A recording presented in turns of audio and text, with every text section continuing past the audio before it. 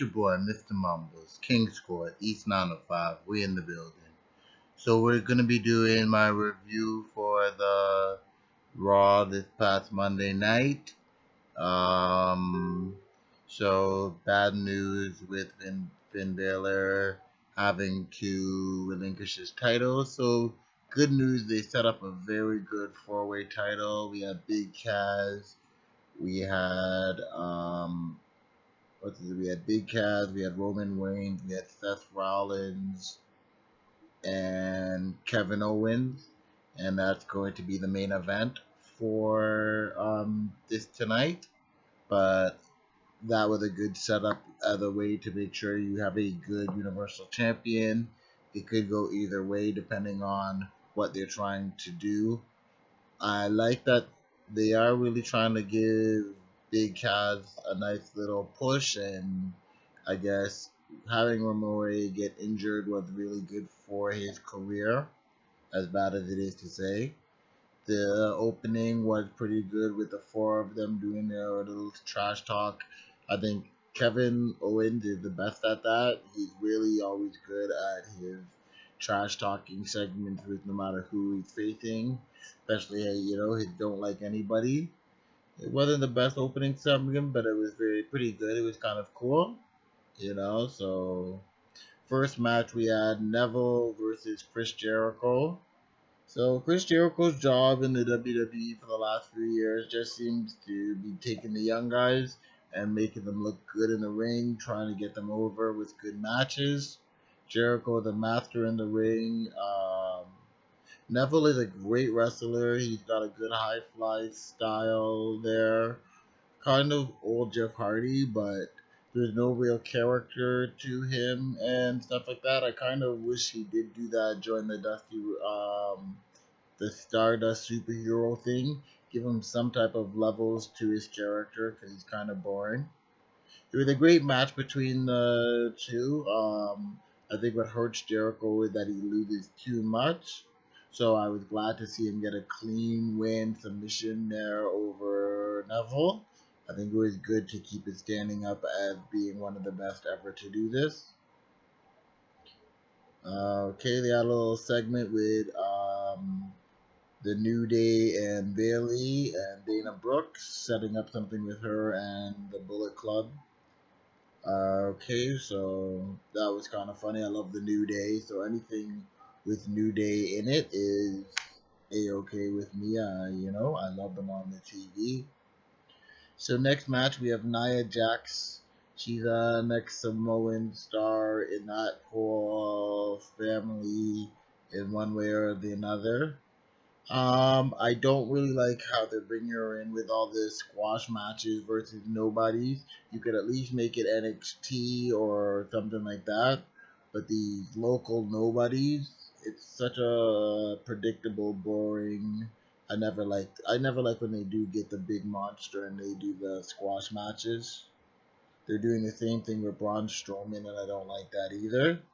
It's kind of a tactic because eventually you have to put them against real talent. So I don't like bothering this.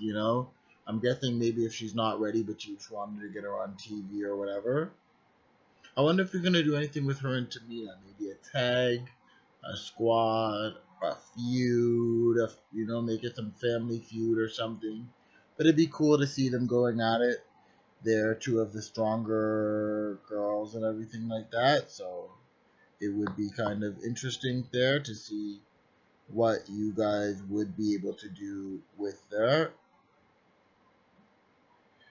Okay, so then they do a little segment with Bullet Club and Dana Brooks, but Bullet Club don't have the charisma really to pull it off, so it's kind of yeah.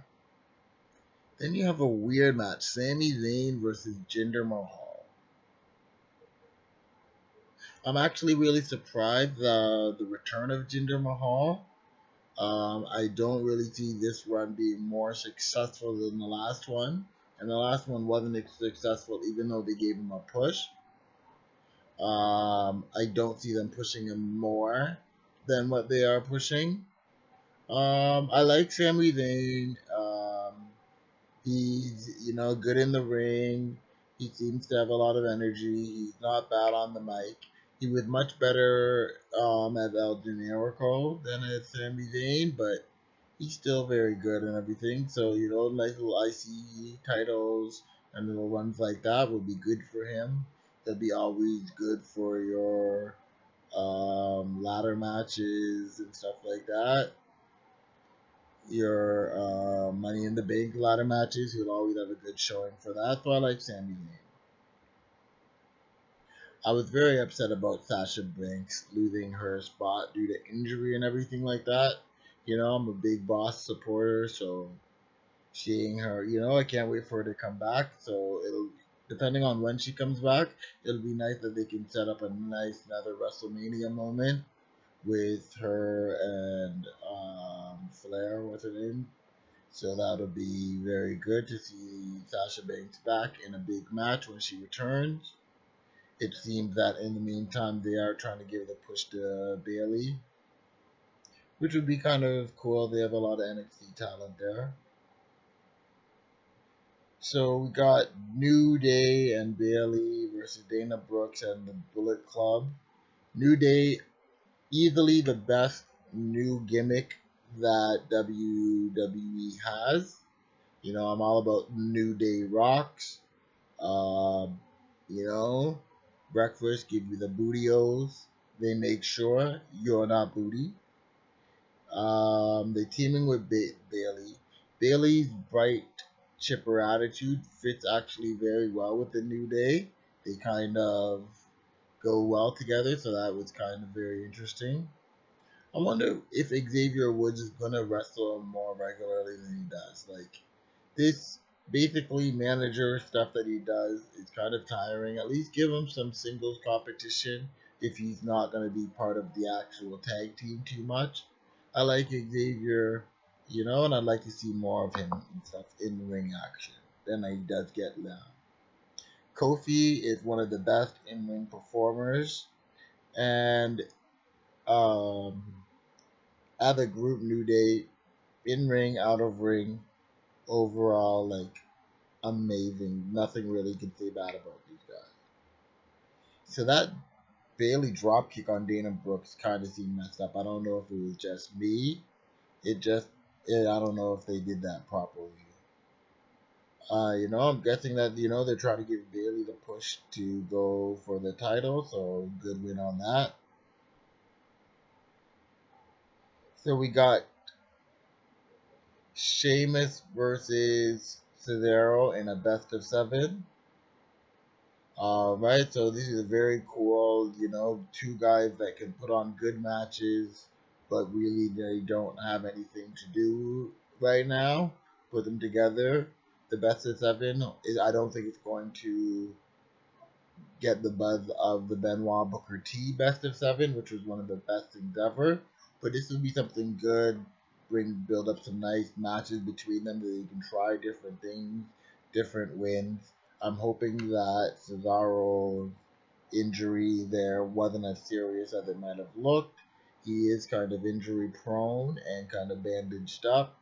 So we'll see what happens with that. So it looked like it is 2-0 for Sheamus.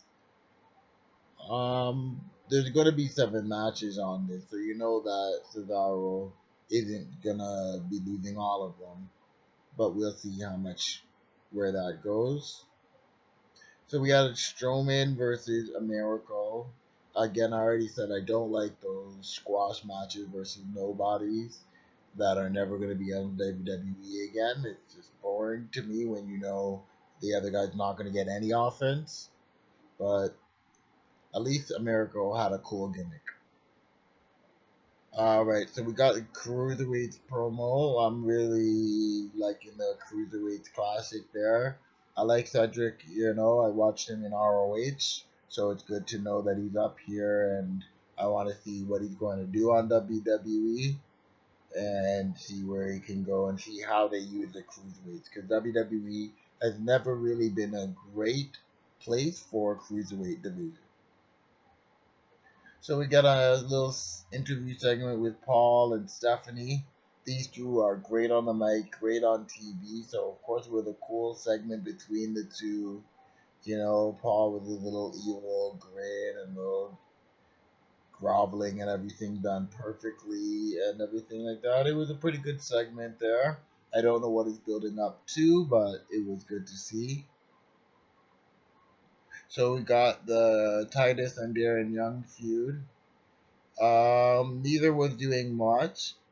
I was always expecting when Darren came out that WWE would do more and push him more, just because it's good PR and everything like that. I liked them as a tag team, millions of dollars, but seeing them feud and stuff, they've put some okay matches there. I see that they are finally trying to make Titus a heel, which is really good. I hope they really push him hard on that. It was an okay match. Nice ending to continue the feud. So, you made it a slip ending. Have Titus do his thing at the end. For some reason, I could totally see Bob Backlund ending up backstabbing Darren Young and doing something with Titus. I could see it happening there. It depends on where they want to take this and how long they want the feud to go on there. So we got the title match. Alright. So I wanted to see how they were going to play this. This match was amazing. They made sure everyone looked good at times. I thought Roman and Big Cass, they really played off that strength issue a lot. Especially with the ending, I was surprised they didn't really expose a lot of Kevin Owens. They kind of made him spending a lot of time outside of the ring while the action was going on, and then he'd come in for a few spots here and there. He ended up taking out 2 out of the 4. He took out Big Cass, and then ended up taking out Seth Rollins. At first, I thought they were just having the Triple H Roman Reigns set up that feud, but also making him hit Seth Rollins. You don't know what he's doing with that. Is it they gonna make the Shield go back together to go after Triple H and Kevin Owens? Is that the next matchup? I'm not really sure. I have to say this was a very good ending. I'm so glad that Kevin Owens is the champ. Mr. Wrestling finally got his championship. One of the best from Ring of Honor, so I really enjoyed him. And it's really made me interested in what's going on with the Seth Rollins, Triple H, and Roman Reigns issue. So we'll see what happens with that. Keep looking out. I'm going to do a SmackDown review, and next week for my Raw review and little videos more often. Mr. Mumbles, Dat King Shhh, we out.